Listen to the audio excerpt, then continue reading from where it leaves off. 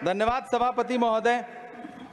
83 minute 71 बार थपथपाई गई मेज, 14,417 शब्दों का बजट भाषण और उस बजट में अपने लिए राहत तलाशती मिडिल क्लास की हैरतजदा आंखें। सभापति महोदय, मेरे हाथों में जो दस्तावेज है, दरअसल ये देश के किसानों, गरीबों, मजदूरों की उम्मीदों का स्मारक है। ऐसा लग रहा है जैसे वित्त मंत्री महोदया ने बजट नहीं तैयार किया है, बल्कि प्रधानमंत्री जी की मन की बात का संकलन तैयार किया है। टूटा हुआ लश्कर का भरम देख रहे हैं, टूटा हुआ लश्कर का भरम देख रहे हैं और जिल्ले इलाही के करम देख रहे हैं। ताकत का नशा अक्ल पे हावी है तुम्हारी, तुम देख न पाओगे जो हम देख रहे हैं। वित्त मंत्री महोदया ने इस बजट में महंगाई पर सिर्फ 10 शब्द बोला है। जिस देश में टमाटर 100 रुपए किलो बिक रहा हो। सभापति महोदय, मेरा टाइम पॉज करें और बार बार इंटरप्ट करने को या तो मना करें। हाँ बोले, कृपया बोले। सभापति महोदय, वित्त मंत्री महोदया ने इस बजट में महंगाई पर सिर्फ 10 शब्द बोले हैं। जिस देश में टमाटर 100 रुपए किलो बिक रहा हो, उस देश की वित्त मंत्री के पास बजट में महंगाई पर बोलने के लिए सिर्फ 10 शब्द है। डीजल, पेट्रोल, आटा, चावल, दाल, सब्जी की महंगाई का तो कोई जिक्र ही नहीं। सावन चल रहा है तो प्याज और लहसुन का दाम पूछना तो शायद पाप होगा। मैंने तो यह भी सुना है कि वित्त मंत्री जी जो चीज खुद नहीं खाती हैं, उसके दाम से उनका कोई लेना देना नहीं होता। लेकिन इस बार बजट पेश करने के लिए पार्लियामेंट आने से पहले वित्त मंत्री जी ने दही और चीनी खाई थी। अब तो उनसे यह पूछा जा ही सकता है कि उन्हें दही, दूध और चीनी का रेट तो इन दिनों पता ही होगा। क्या उसे सस्ता करवाएंगी या नहीं सस्ता करवाएंगी? अगर पता है तो कृपया सस्ता करवाइए, क्योंकि इसी चीनी ने अमेठी में एक मंत्री महोदया का राजनीतिक कैरियर कड़वा कर दिया। सभापति महोदय, अपने शीश महलों में बैठे हुए सरकार के सांसद और मंत्री कह रहे हैं कि महंगाई कम हो रही है। संसद की कैंटीन से बाहर निकल करके एक चाय का कप खरीदिए, तब समझ में आएगा कि महंगाई कम हो रही है या बढ़ रही है। किसी एक दिन अपनी किसी मजदूर की तरह अपनी दिन भर की दिहाड़ी लेकर के बाजार जाइए और अपने बच्चों के लिए राशन खरीदिए, तब पता चलेगा कि महंगाई कम हो रही है या नहीं हो रही है। यहां बैठ करके बड़ी बड़ी बातें करना आसान है। ये चूनर धानी धानी भूल जाते, ये पुरवा की रवानी भूल जाते, जो आकर 4 दिन गांव में रहते तो सारी लंतरानी भूल जाते। सभापति महोदय, इलेक्टोरल बॉन्ड खरीदने के नाम छुपाने वाली सरकार, इलेक्टोरल बॉन्ड खरीदने वालों के नाम छुपाने वाली सरकार इन दिनों आम के ठेला लगाने वालों के नाम जानना चाहती है। मुझे तो होटलों, ढाबों या आम के ठेलों पर नेम प्लेट लगवाने वालों से पूछना है कि कभी खून की बोतल पर देखा है किसी का नाम लिखा हुआ? मुझे पूछना है कि क्या कोरोना के दौरान अपनी उखड़ती हुई सांसों के लिए ऑक्सीजन तलाशने वाले किसी इंसान ने ऑक्सीजन लाने वाले किसी इंसान से पूछा था कि ऑक्सीजन लाने वाला इंसान मुसलमान है? मुझे पूछना है कि लावारिश लाशों के लिए कोरोना में कांधा देने वाले, चिताओं के लिए लकड़ियां सजाने वाले किसी इंसान से पूछा गया था उसका नाम, उसका मजहब? लेकिन इन दिनों पूछा जा रहा है। सभापति महोदय, अफसोस देश के प्रधानमंत्री जी ने कभी न टूटने वाली चुप्पी ओढ़ ली है।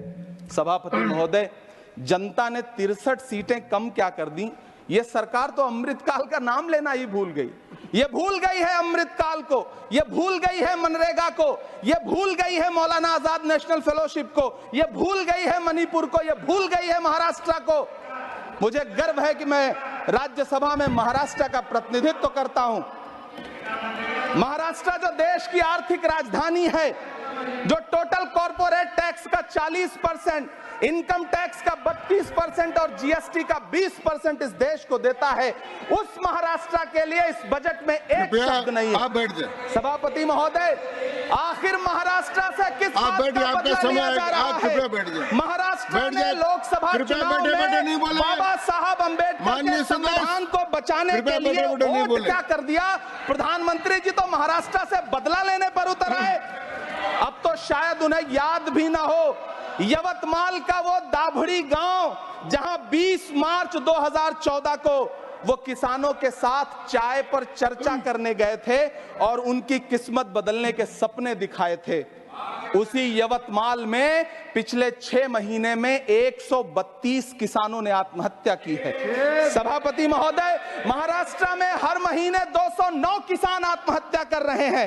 राज्य सरकार द्वारा सौंपा गया आंकड़ा बताता है कि 1 जनवरी से 31 मई के बीच 1046 किसानों ने आत्महत्या की है। लेकिन अफसोस, इस बजट में महाराष्ट्र के किसानों के लिए कुछ भी नहीं है। किसानों से चिढ़ी हुई सरकार ने बजट में किसानों के एमएसपी की लीगल गारंटी नहीं दी। लेकिन याद रखिएगा, जो किसान का नहीं वो हिंदुस्तान का नहीं।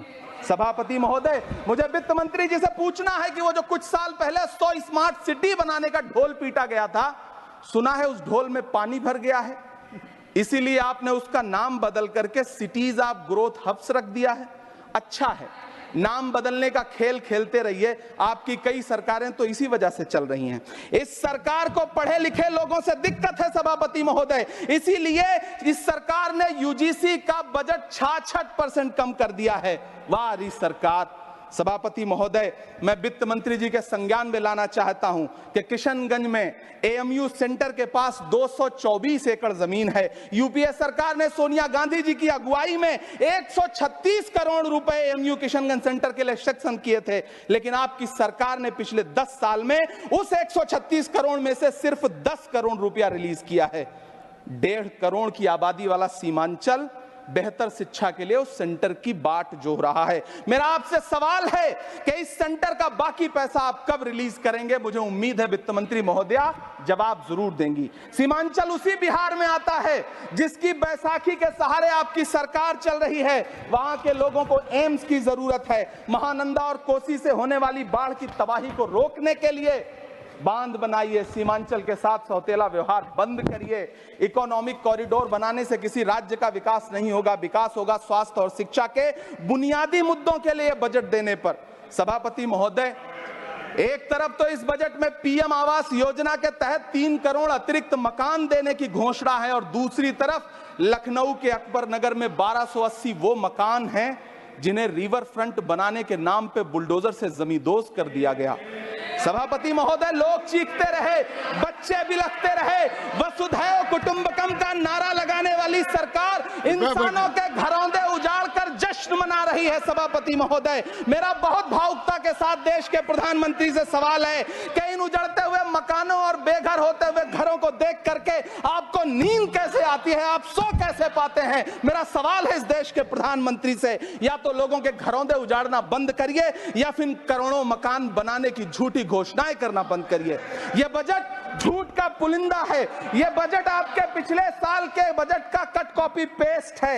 यह बजट हमारे चुनावी घोषणा पत्र की नकल करने की एक बेईमान कोशिश है। लेकिन कहावत है ना कि नकल के लिए भी अकल चाहिए। मेरे हाथ में एक तरफ न्याय पत्र है जो हमारा है और दूसरी तरफ अन्याय पत्र है जो आपका है। इस सरकार को आलोचना सुनने की आदत नहीं है सभापति महोदय।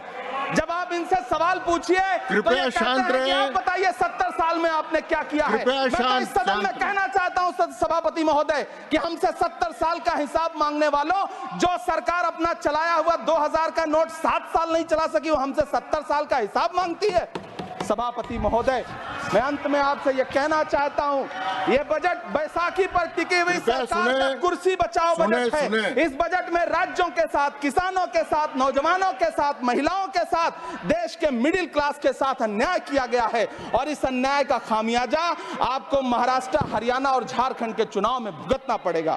सभापति महोदय, इस सरकार ने नोटबंदी लगाकर देश की आम जनता की पूंजी कृपया छीन ली। बैठे बैठे नहीं बोले, गब्बर सिंह कृपया। टैक्स लगा करके छोटे व्यापारियों के कारोबार छीन लिए, पेपर लीक करवा करके युवाओं की आंखों से नौकरी के सपने छीन लिए, अग्निवीर लाकर देश के जवानों की उम्मीदें छीन ली, बुलडोजर लगाकर लोगों के आशियाने छीन लिए, महंगाई लाकर देश की जनता की थाली से निवाले छीन लिए और नारा लगाया कि हम तो सेवक हैं, 18-18 घंटे काम करते हैं। इन्हीं लोगों के लिए किसी ने शेर कहा है कि जो सच और झूठ में दूरी है वो दूरी समझते हैं, सियासी हाकिमों की हम भी मजबूरी समझते हैं, वो अपना हक समझते हैं निवाला छीन लेने को, डकैती को बहुत से लोग मजदूरी समझते हैं। हमें पता है कि कैसी मजदूरी की जा रही है। सभापति महोदय, मैं यहाँ खड़ा होकर के अंत में आपसे कहना चाहता हूँ कि इस बजट में तमाम राज्यों के साथ अन्याय किया गया है,